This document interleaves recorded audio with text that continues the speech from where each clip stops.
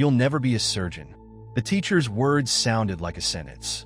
There was silence in the classroom, the air heavy with unspoken words. Paul Richardson clutched the letter of recommendation in his hands, his sweaty palms crinkling the edges of the paper. He dreamed of a medical career, but his dreams were crumbling right before his eyes. It's just not for people like you. But on this day, Paul had no idea his fate would be changed by one unexpected voice from the corner of the classroom.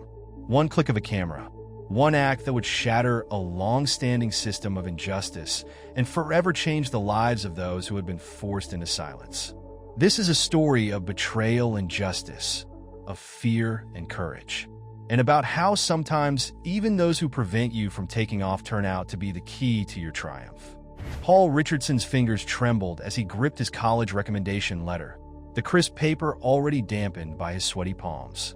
The fluorescent lights of Gateway High's biology lab buzzed overhead, a sound that had become synonymous with his daily torment in Mrs. Bennett's class. "Well, Mr. Richardson," Charlotte Bennett's voice cut through the air like a scalpel, "shall we discuss your ambitious plans?" Her lips curled into what some might mistake for a smile, but Paul had learned to recognize the contempt behind it over the past year. The other students shifted uncomfortably in their seats. It was college recommendation day, and Mrs. Bennett had insisted on discussing each student's aspirations publicly, a tradition she claimed would inspire the class. "Yes, ma'am." Paul straightened his back, drawing strength from the memory of his grandmother's words. "Stand tall, even when they try to make you small. I want to become a neurosurgeon. I've already been accepted to." "A neurosurgeon?" Charlotte's laugh echoed through the lab, causing several students to flinch. "Mr. Richardson, let's be realistic here. Your grades in my class barely scratch a B-." Paul's chest tightened. "But my overall GPA is 4.0, and I've won the state science fair twice." "Those were chemistry projects," she dismissed with a wave of her hand. "Besides, medical school is expensive. Perhaps something more suitable to your background would be wise."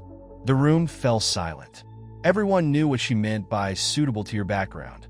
Paul felt heat rising in his neck, the familiar burn of humiliation mixing with rage.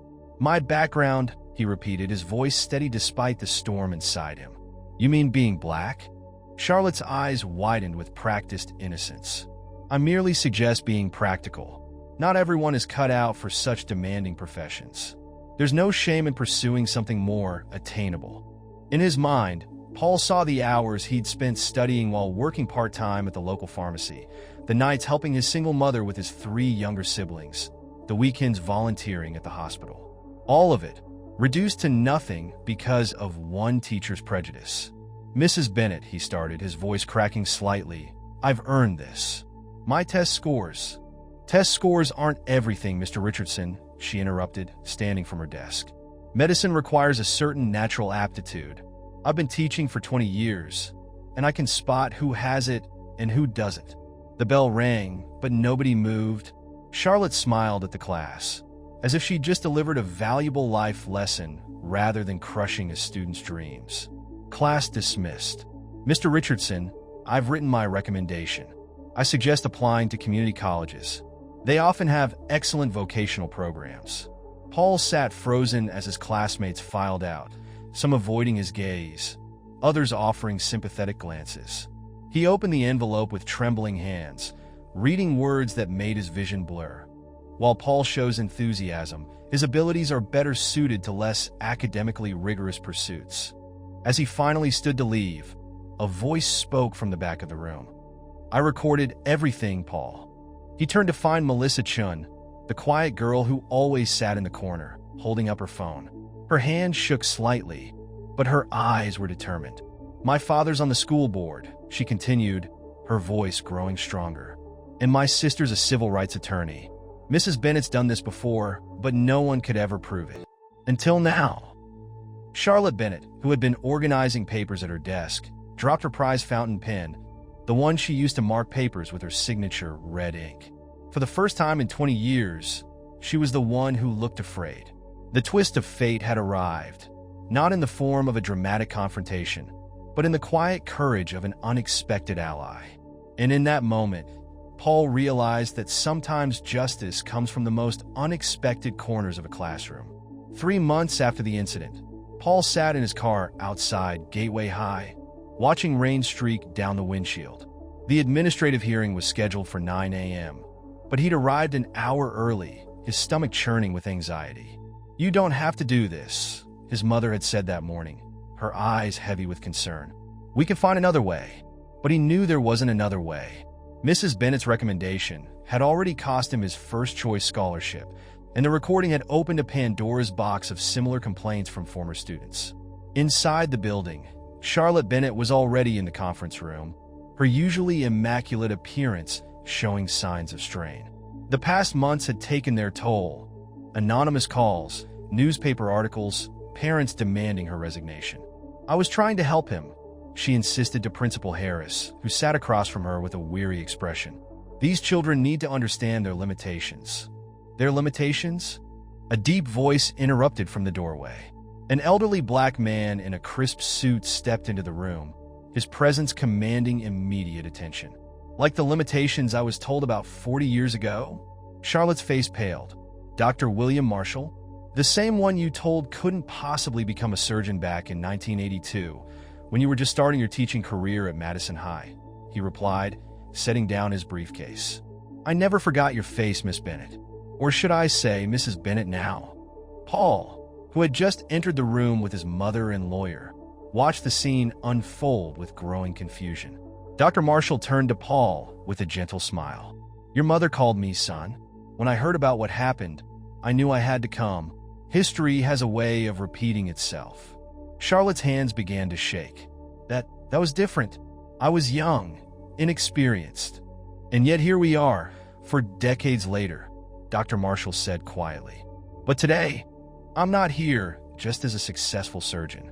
I'm here because there's something everyone in this room needs to know about Charlotte Bennett." He opened his briefcase and removed a yellowed newspaper clipping.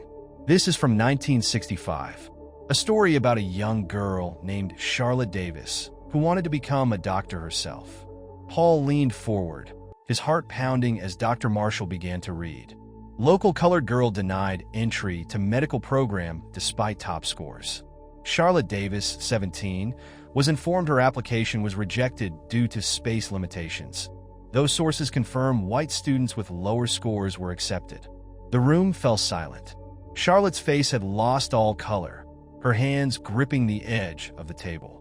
"You," Paul's voice cracked. "You wanted to be a doctor?" "I was young and foolish," Charlotte whispered, but her voice betrayed her pain. "I learned my place." "No," Dr. Marshall corrected firmly. "You didn't learn your place. You learned to accept injustice. And worse, you began to perpetuate it." Charlotte stood abruptly, her chair scraping against the floor. "You have no right to." "I have every right," Dr. Marshall interrupted. "Because while you gave up and became the very thing that destroyed your dreams, I fought back. And now I run the largest neurosurgery department in the state." Paul watched as tears began to roll down Charlotte's cheeks.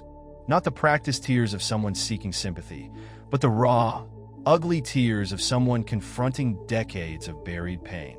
"I thought," she choked out, "I thought I was helping them face reality." "No," Paul found himself saying, his voice stronger than he expected. "You were making sure no one could achieve what was taken from you." The room fell silent again, broken only by Charlotte's muffled sobs. Then, to everyone's shock, she reached in her purse and pulled out an envelope. "This is my resignation," she said quietly. "But it's also something else." She handed it to Paul with trembling hands. "It's a letter to every medical school in the state, correcting my recommendation. And," she paused, drawing a shaky breath, "an offer to pay for your first year of medical school with my retirement fund." The twist wasn't just in Charlotte's revelation or her offer.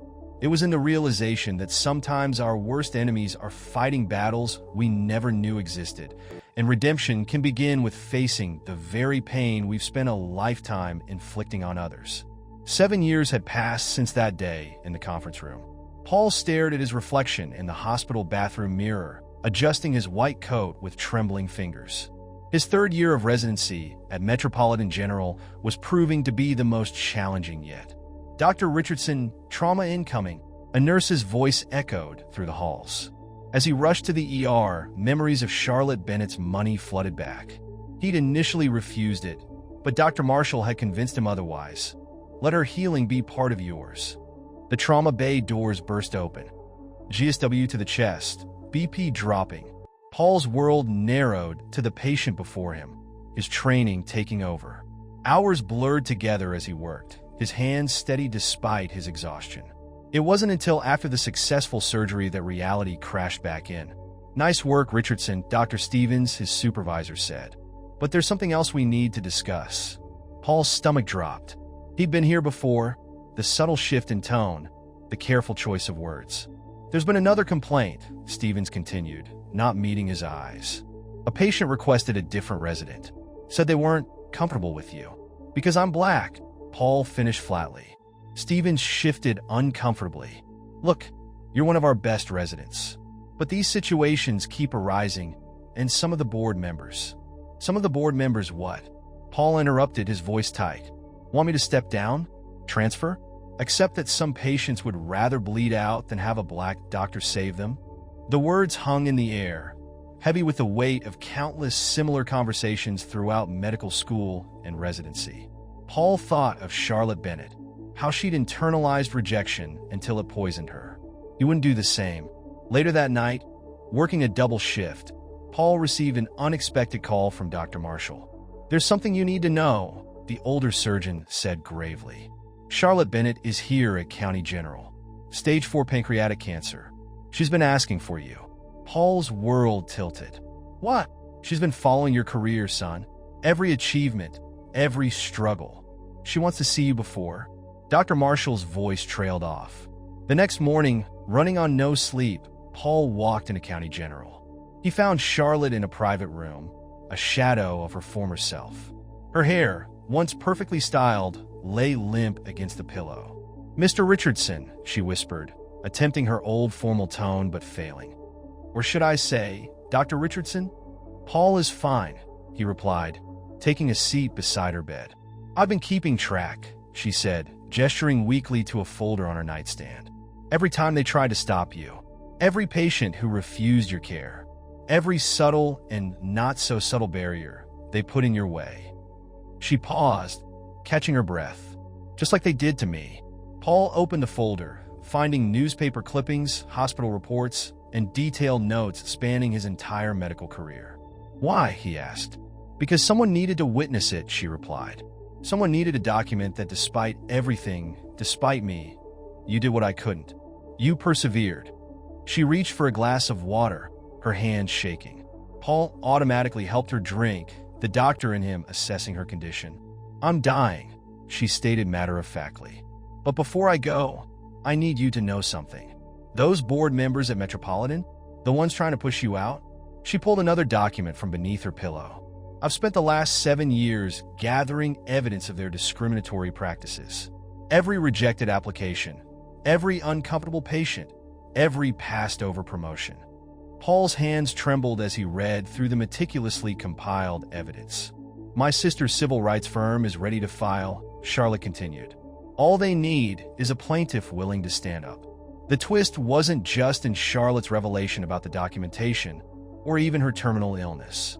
It was in the realization that the teacher who had once tried to destroy his dreams had spent her final years secretly building a case to protect them, transforming from his greatest obstacle into an unexpected guardian of his future. "Why now?" Paul asked, his voice barely a whisper. Charlotte's eyes, though tired, sparked with their old intensity. "Because, Dr. Richardson, sometimes the best revenge against a broken system isn't just succeeding within it. It's breaking it wide open so others can follow." The lawsuit had made national headlines. Black surgeon takes on systemic racism in healthcare. 2 years after Charlotte's revelation, Paul stood in the surgical wing of Metropolitan General, no longer just a resident, but the youngest attending neurosurgeon in the hospital's history. "Dr. Richardson," his assistant called out, "emergency consultant needed in the ICU." Paul glanced at the chart as he walked. His steps faltered when he saw the patient's name, Charlotte Bennett. His mind raced. She should have passed months ago, according to her prognosis. Entering the ICU, he found her connected to various machines, her body even more frail than before. Dr. Marshall stood by her bed, his expression grim. She had a seizure, he explained. The cancer has metastasized to her brain. She's been asking for you specifically. Paul approached the bed, his heart pounding. Charlotte's eyes fluttered open, recognition sparking through the haze of medication. You look professional, she managed, attempting her old evaluating tone. The white coat suits you better than that biology lab coat ever would have. Mrs. Bennett, Paul began, but she weakly raised her hand to stop him. I need to tell you something, she whispered. Something I've never told anyone. She gestured for him to come closer. The day I crushed your dreams, I had just received my own diagnosis. Stage 1 back then. I thought if I could stop you, save you from the pain of failing, like I had failed. Paul's breath caught. You were already sick that day. Yes, she nodded slightly. But that's not the whole truth. She fumbled with a locket around her neck, her fingers trembling too much to open it. Paul helped her, and inside he found a small, worn photograph. My son, Charlotte whispered. He would have been about your age. I wanted to be a doctor too. Paul stared at the photo of a young black man in graduation robes. Your son, given up for adoption, she explained, tears rolling down her cheeks. 1985, I was young, unmarried. His father was black. My parents, she stopped, fighting for breath. They made sure I never saw him again. When you walked into my classroom that first day, you looked so much like him. The monitors began beeping more rapidly. Dr. Marshall stepped forward, checking her vitals. Paul, Charlotte grabbed his hand with surprising strength. The lawsuit, the documentation, it wasn't just about making things right. I've been searching for my son, the hospital where I gave birth. It's part of Metropolitan's network now. The records, the proof of discrimination. I found something else. She reached for a folder beneath her pillow, the same place she'd kept the lawsuit documents, her hands shaking violently. I never knew his adopted name, she continued, her voice fading. But the birth certificate, the blood type, the dates. Paul, I think. The monitors suddenly erupted in alarm. Charlotte's body went rigid, her eyes rolling back. She's seizing, Dr. Marshall shouted. Paul, we need to. But Paul stood frozen, the folder open in his hands, staring at a birth certificate from 1985. His eyes fixed on the blood type notation, the rare subtype he shared, the same dates that matched the adoption papers his mother had shown him years ago when he'd asked about his birth parents. The twist wasn't just that Charlotte Bennett might be his biological mother. It was that her greatest act of cruelty, attempting to destroy his dreams, may have been driven by a subconscious recognition of her own lost child, and an impossible attempt to protect him from a world that had broken her. As the medical team rushed around them, Paul found himself whispering, Code Blue, Trauma Room 1. The same words he'd said the day he saved his first life as a surgeon. Words that now carried the weight of an entirely different kind of emergency. DNA results didn't lie.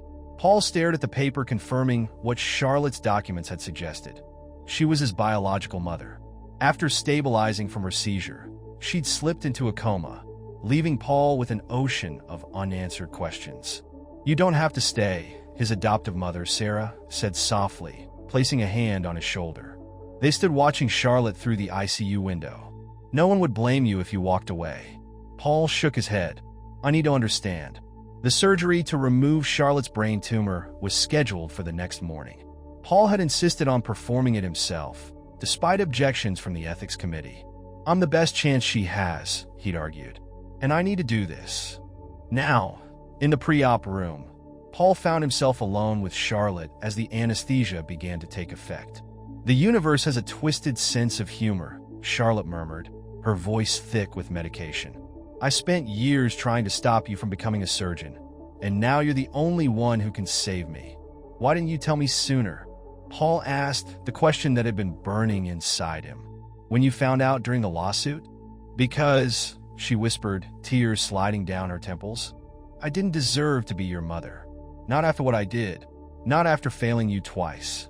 The anesthesia pulled her under before Paul could respond.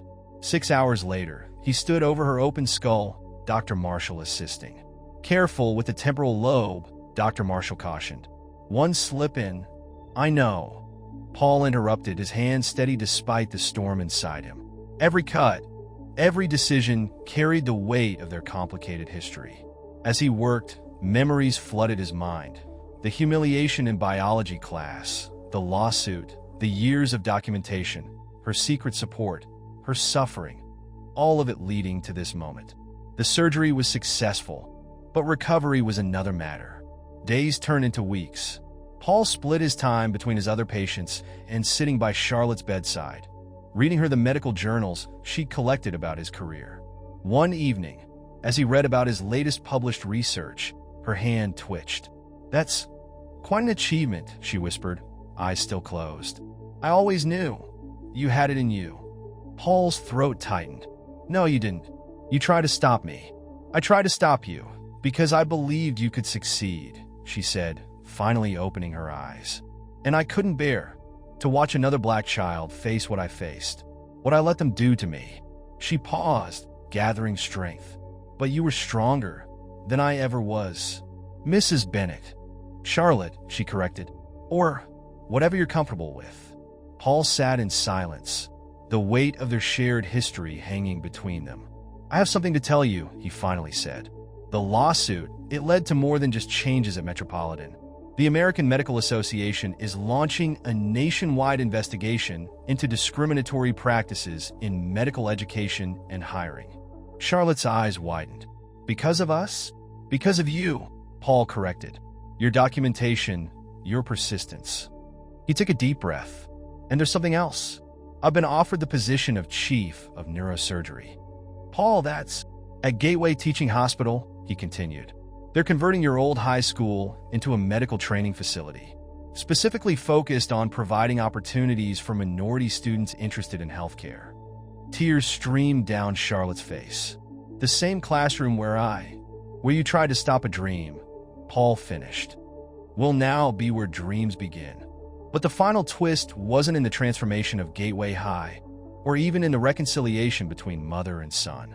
As Charlotte reached for Paul's hand, she pressed a worn envelope into it. "There's one more thing you need to know," she whispered. "About your father. He didn't abandon us. He was a medical student too, and Dr. Marshall knew him." Paul turned to Dr. Marshall, who had just entered the room, his expression heavy with decades of unspoken truth. "Son," Dr. Marshall said quietly, "I think it's time we talked about William Marshall Jr." The circle wasn't just closing. It was expanding, revealing that Paul's journey to become a doctor wasn't just his own triumph over adversity, but the completion of a legacy that had been waiting 3 generations to be fulfilled.